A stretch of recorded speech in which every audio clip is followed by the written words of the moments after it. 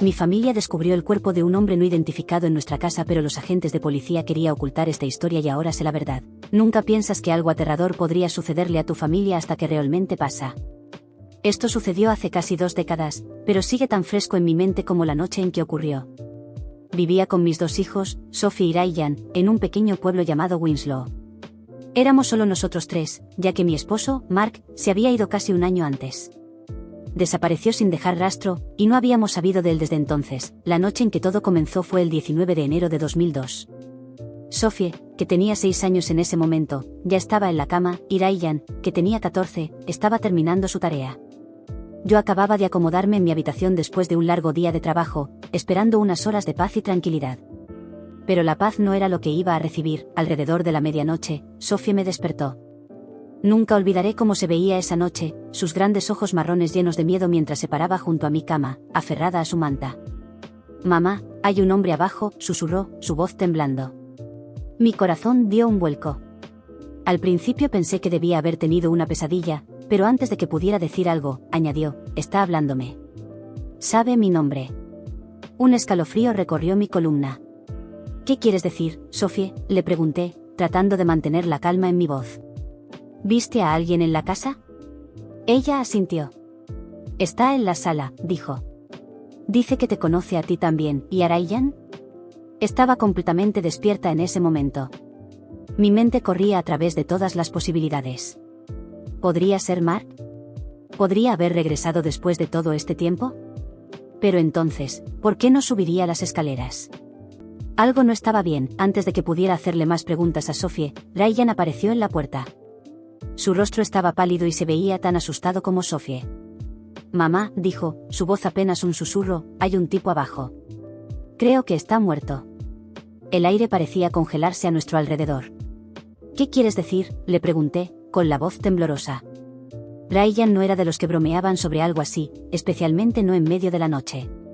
«Está tirado ahí», dijo Ryan, con el rostro hacia abajo en el suelo. No me acerqué, pero creo que está muerto. Sentí una ola de pánico subir en mi interior, pero no podía dejar que los niños lo notaran. Necesitaba mantenerme calmada por ellos. «Está bien», dije, levantándome y tomando mi teléfono. «Ustedes 2, quédense aquí. Voy a ir a ver». «Mamá, no bajes», gritó Sophie, agarrando mi brazo. Su pequeña mano temblaba, y podía ver el miedo en sus ojos. «Está bien, cariño», le dije, tratando de sonar más segura de lo que me sentía. «Solo voy a echar un vistazo. Tú quédate aquí con Ryan, ¿de acuerdo?». Ryan me dio un leve asentimiento, aunque podía notar que tampoco quería que bajara. Le pasé mi teléfono. «Llama al 911 si pasa algo», le dije, aunque no estaba segura de qué significaba ese algo. Lentamente, bajé las escaleras, con el corazón latiendo con fuerza en mi pecho. La casa estaba inquietantemente silenciosa, excepto por el crujido de las tablas del suelo bajo mis pies. Cuanto más me acercaba a la sala, más frío sentía, como si la temperatura hubiera bajado varios grados. Cuando llegué al pie de las escaleras, miré hacia la sala y fue entonces cuando lo vi. Había un hombre tirado boca abajo en el suelo, tal como Ryan había dicho. Su cuerpo estaba quieto, sus brazos extendidos de forma extraña hacia los costados. Por un momento, no podía creer lo que estaba viendo. Mi mente intentaba racionalizarlo.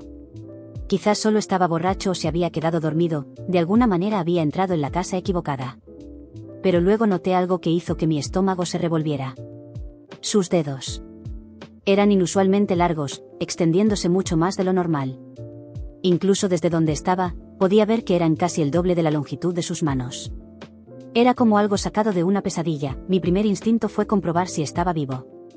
Quizás necesitaba ayuda. Me obligué a acercarme, aunque cada parte de mí gritaba que diera la vuelta y saliera corriendo. Me arrodillé a su lado y extendí la mano para tocar su muñeca, buscando un pulso. Nada. Su piel estaba fría al tacto, como si hubiera estado muerto por un buen tiempo. Pero su rostro.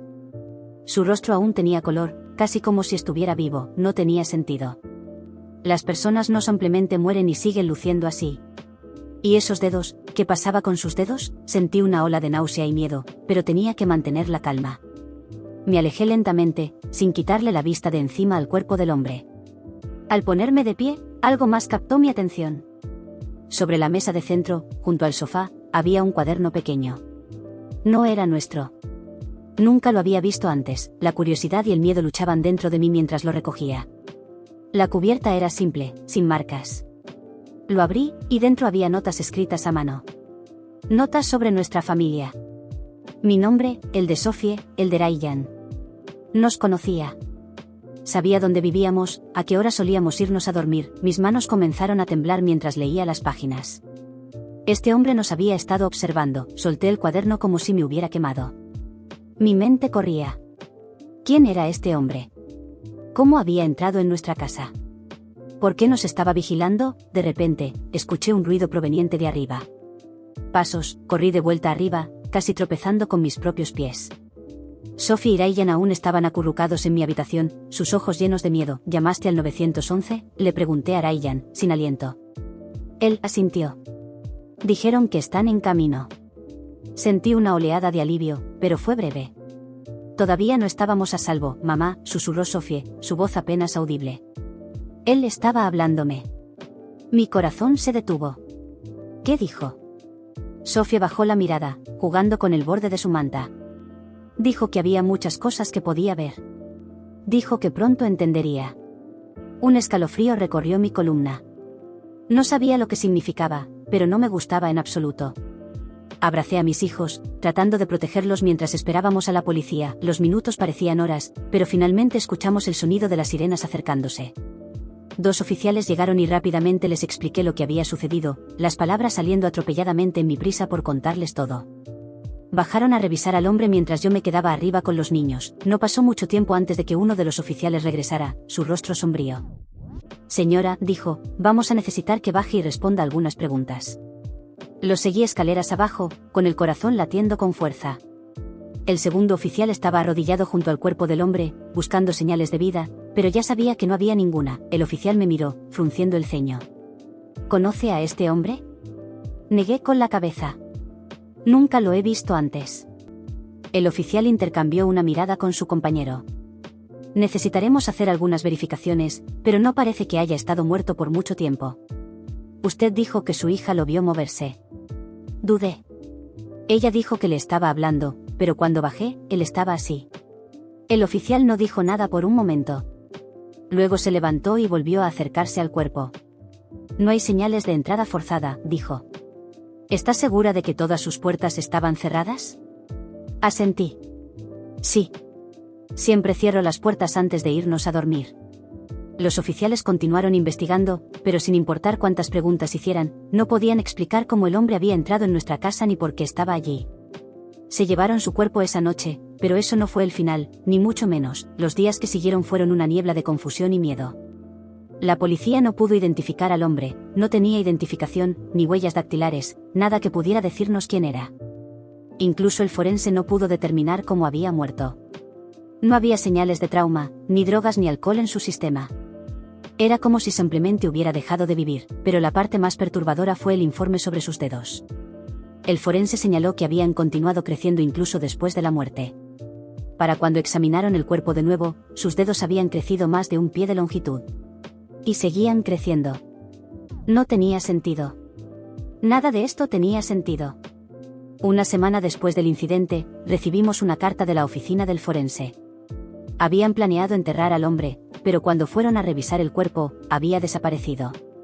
Se había esfumado sin dejar rastro, no sabía qué pensar. ¿Alguien nos estaba jugando una broma macabra? ¿O había algo más siniestro ocurriendo? Con el paso de las semanas, intenté seguir adelante, pero el recuerdo de esa noche me atormentaba. Sophie tenía pesadillas sobre el hombre, despertándose en mitad de la noche gritando que él había vuelto. Ryan se volvió retraído, pasando cada vez más tiempo solo en su habitación. Todos estábamos perturbados por lo que había pasado, pero ninguno de nosotros podía realmente hablar de ello. Entonces, una tarde de marzo, algo sucedió que trajo todo de vuelta. Sophie y yo estábamos en el supermercado, cargando bolsas en el auto. Ryan estaba en casa de un amigo, y yo estaba agradecida por un momento de tranquilidad. Pero al cerrar el maletero, escuché la voz de Sophie detrás de mí. Mamá, dijo. Él está aquí. Me quedé paralizada. Mi corazón comenzó a latir con fuerza en mi pecho. Al darme la vuelta, vi a Sophie parada a unos pocos pasos de distancia, mirando fijamente algo frente a ella. Al principio, no vi nada, pero luego miré más de cerca, y ahí estaba él. El mismo hombre, parado a unos pocos metros, sus largos dedos apoyados sobre el capó de un auto cercano. Sus ojos estaban fijos en Sophie, y una lenta, inquietante sonrisa se extendió por su rostro. Sentí una oleada de pánico. «Sophie, entra al auto», grité, corriendo hacia ella. Pero antes de que pudiera alcanzarla, el hombre se desplomó. Su cuerpo golpeó el suelo con un sonido sordo, y cuando miré hacia abajo, no se movía. Era exactamente igual que antes. Agarré a Sophie y nos apresuramos a regresar a casa, con mis manos temblando mientras llamaba a la policía. Cuando llegaron, encontraron el cuerpo del hombre en el estacionamiento. Pero, una vez más, no podían explicar cómo había llegado allí ni por qué había muerto. Era el mismo hombre de nuestra sala. El mismo hombre imposible de identificar. Mientras la policía se llevaba su cuerpo por segunda vez, no podía deshacerme de la sensación de que esto no había terminado. Y tenía razón. Unos días después, recibimos otra carta del forense. El cuerpo había desaparecido nuevamente. Y esta vez, no estaban seguros de si alguna vez lo encontrarían. Hasta el día de hoy, todavía no sabemos quién era ese hombre ni qué quería con nuestra familia. Pero de vez en cuando estoy sola en casa en plena noche, juro que puedo sentirlo observándonos. Esperando. Si alguna vez encuentras a un extraño en tu casa, ten cuidado. Puede que no sepas quién o qué es realmente.